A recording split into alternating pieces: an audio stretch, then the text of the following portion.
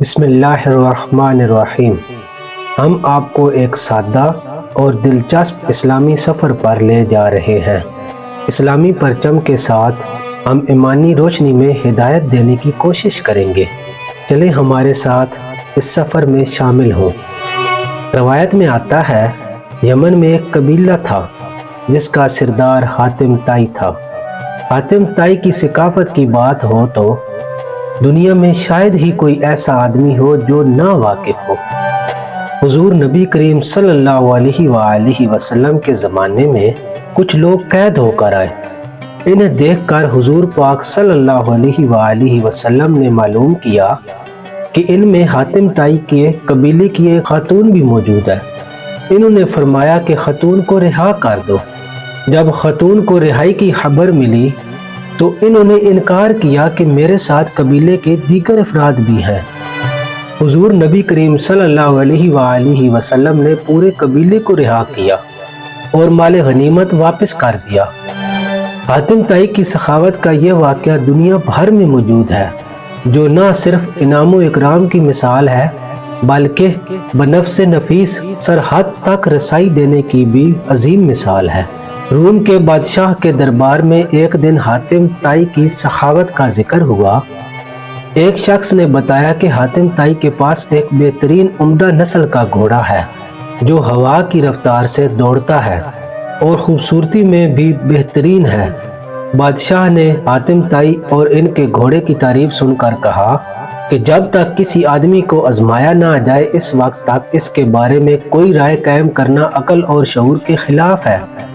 بادشاہ نے فیصلہ کیا کہ وہ گھوڑا حاتم طائی سے منگوائے۔ بادشاہ کے حکم سے ایک وزیر حاتم طائی کے گھر جاتا ہے۔ جب وہاں پہنچتا ہے تو موسلا دھار بارش ہو رہی تھی۔ گھپ اندھیرے میں بادلوں کی گرج ماحول کو خوفناک بنا رہی تھی۔ ایسے خراب موسم میں کسی مہمان کی مہمان نوازی کرنا درکار نہیں تھا، لیکن حاتم طائی نے میزبانی کا حق ادا کیا اور مہمانوں کی اطمینان اور آرام و آسائش کا خیال رکھا۔ میزبانی کے دوران وزیر نے اظہار تشکر کیا اور اپنے آنے کا مقصد بیان کیا کہ بادشاہ نے آپ کے گھوڑے کے بارے میں سنا ہے اور بادشاہ چاہتا ہے کہ آپ اپنا گھوڑا بادشاہ کی خدمت میں فراہم کریں۔ حاتم طائی افسوس کے ساتھ ہاتھ ملاتے ہوئے بولے، اگر آپ گھوڑا لینے آئے ہوتے تو یہ بات مجھے پہلے بتا دینی چاہیے تھی، لیکن اب میں مجبور ہوں کیونکہ میرا پیارا گھوڑا اس دنیا میں نہیں رہا۔ اس بات کا تو آپ کو پتہ ہے، پوری رات طوفانی بارش برستی رہی ہے اور میرے لیے یہ ممکن نہیں تھا کہ چراگاہ یا کسی اور جگہ سے کوئی جانور منگوا سکا، لہذا میں نے اپنے گھوڑے کو ذبح کر دیا اور اسی کا بنا ہوا گوشت دسترخوان کی زینت بنا دیا۔ وزیر حاتم طائی کی یہ بات سن کر حیران رہ گیا اور بادشاہ سلامت کو جب یہ سارا واقعہ جا کر سنایا تو اس نے بھی حاتم طائی کی سخاوت کی بڑی تعریف کی۔ قبیلہ بنی تہ کے سردار حاتم طائی کے بارے میں یوں رقم ہے کہ ایک بادشاہ نے حاتم طائی کی شہرت سنی اور احساس کیا کہ اس کی شہرت، اس کا نام اور عزت حاتم طائی سے کم ہے۔ اس نے حاتم طائی کی عزت اور شہرت کو دل میں سمٹ لیا اور ایک چالاک فساد پسند شخص کو اس بات پر مامور کیا کہ حاتم طائی کو قتل کر کے اس کا سر اٹھا لے۔ قاتل شخص نے اپنے ترکش کو تیروں سے بھر کر اور تیز دھار تلوار کو ملال میں رکھ کر حاتم طائی کے ملک کی طرف روانہ ہو گیا۔ جب وہ حاتم طائی کے علاقے میں پہنچا تو اس کی ملاقات ایک بڑے ہی پرسکون اور خوش مزاج شخص سے ہوئی۔ مسافر سمجھ کر حاتم طائی اس کو اپنے گھر لے گیا اور اس کی تواضع کی وجہ سے قاتل کا دل گرویدہ ہو گیا۔ دوسرے دن جب مہمان نے رخصت ہونا چاہا تو حاتم طائی نے اصرار کیا کہ آپ ابھی چند روز مزید رہیں اور مزید خدمت کا موقع دیں۔ اس کی مہمان نوازی سے قاتل کا دل بھر گیا اور اس نے کہا کہ مجھے ایک ضروری کام درپیش ہے، اس لیے میں زیادہ دن نہیں رہ سکتا۔ हातिम ताई ने कहा कि आप वो काम मुझे बताएं, शायद मैं आपकी कुछ मदद कर सकूं। हातिम ताई के कातिल ने राजदारी से कहा कि बादशाह ने मुझे हातिम ताई को कत्ल करने का हुक्म दिया है, इसके सर पर बड़ा इनाम मुकर्रर कर दिया है।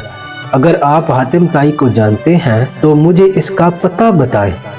यह सुनकर मेजबान मुस्कुराया और आजिज़ी के साथ झुककर कहा कि मैं हातिम ताई हूँ, आप अपना काम शौक से पूरा कर सकते हैं।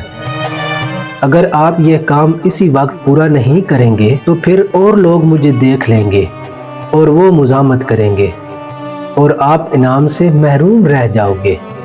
हातिम ताई की यह बात सुनकर हातिम ताई का कातिल हातिम ताई के पैरों में गिर गया। इसने अपनी तलवार और तीरों से भरा हुआ तुरकुश फेंक दिया और कहा कि ऐसे मुअज़्ज़िज़ सरदार के जिस्म पर फूल मारना भी गुनाह हज़ीम है।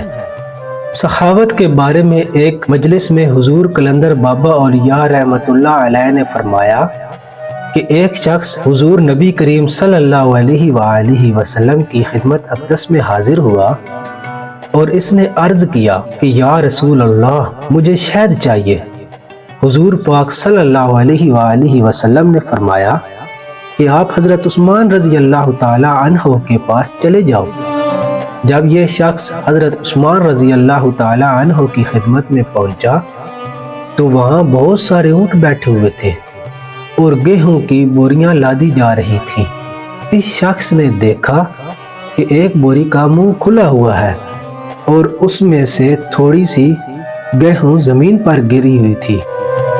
जब हजरत उस्मान ने देखा तो इन्होंने अपने मुलाजिम को डांटा कि ये गेहूं जमीन पर क्यों गिरी हैं। इस आने वाले शख्स ने यह तय कर वापसी का फैसला किया और फिर आप सल्लल्लाहु अलैहि वसल्लम की खिदमत में हाजिर हुआ और कहा कि या रसूल अल्लाह सल्लल्लाहु अलैहि वसल्लम, मुझे शहद चाहिए। तो हुजूर नबी करीम सल्लल्लाहु अलैहि वसल्लम ने फिर यही इरशाद फरमाया कि हजरत उस्मान रज़ी अल्लाह ताला अन्हु के पास चले जाओ।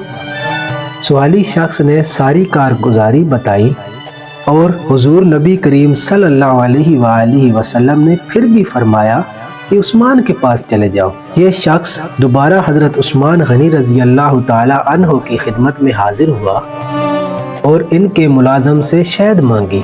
मुलाजम ने हजरत उस्मान गनी रज़ी अल्लाह ताला अन्हु से कहा कि इसे शहद चाहिए। हजरत उस्मान गनी रज़ी अल्लाह ताला अन्हु ने फरमाया कि इसे शहद दे दो।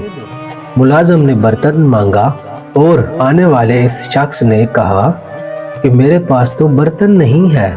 मुलाजम ने फिर हजरत उस्मान गनी रज़ी अल्लाह ताला अन्हु से अर्ज किया कि हुजूर, इसके पास तो शहद लेने के लिए बर्तन ही नहीं है। हजरत उस्मान गनी रज़ी अल्लाह ताला अन्हु ने फरमाया कि शहद का कुप्पा उठा दो। आने वाले शख्स ने कहा कि मैं कमज़ोर आदमी हूँ, इतना ज़्यादा वज़न तो उठा नहीं सकता। मुलाजिम फिर हजरत उस्मान गनी रज़ी अल्लाह ताला अन्हु के पास गया और कहने लगा कि यह शख्स बहुत कमज़ोर है, इतनी शहद उठा नहीं सकता। हजरत उस्मान गनी रज़ी अल्लाह ताला अन्हु को मुलाजिम की बार बार मुदाखलत पसंद नहीं आई और ज़रा तेज़ लहजे में फरमाया कि ऊँट पर लाद कर दे दो, और आने वाला शख्स ऊँट पर शहद लेकर चला गया। ये वाक़या बयान करके हुजूर कलंदर बाबा औलिया रहमतुल्लाह अलैह ने फरमाया कि मुझे इस बात पर हैरत है कि हर मुसलमान दौलतमंद बनना चाहता है, लेकिन कोई आदमी हजरत उस्मान गनी रज़ी अल्लाह ताला अन्हु के तर्ज अमल को तैयार नहीं। ये पैगम्बराना औसाफ और तर्ज फ़िक्र जब बंदे को अंदर मुतहर्रिक हो जाते हैं तो वो देख लेता है कि कोई शय बराह रास्त मौजूद नहीं, हर चीज़ का वजूद अल्लाह की हाकमियत पर है। सारे जहानों का बादशाह अल्लाह ही है। इंसान ज़िंदगी में जिस चीज़ को हासिल करना चाहता है तो ज़रूरी है कि इस चीज़ से मुतल्लिका लोगों की सोबत इख्तियार की जाए। बेशक हमारी कुर्बत शैतान की तरफ जानबाज होती है तो हम शैतान के औसाफ को पसंद करते हैं, और अगर हम अल्लाह ताला के करीब होना चाहते हैं तो हमें अल्लाह की सिफात इख्तियार करनी होगी। اگر آپ بھی اللہ تعالیٰ کی قربت اختیار کرنا چاہتے ہیں تو اللہ کی مخلوق کی خدمت کیجیے۔ بے شک محبت رکھنے والے لوگ اللہ کے دوست ہوتے ہیں اور دوست پر دوست کی ہمیشہ نوازش ہوتی ہے۔ اللہ تعالیٰ ہمیں اور آپ کو سخاوت کی سفارت عطا فرمائے، آمین۔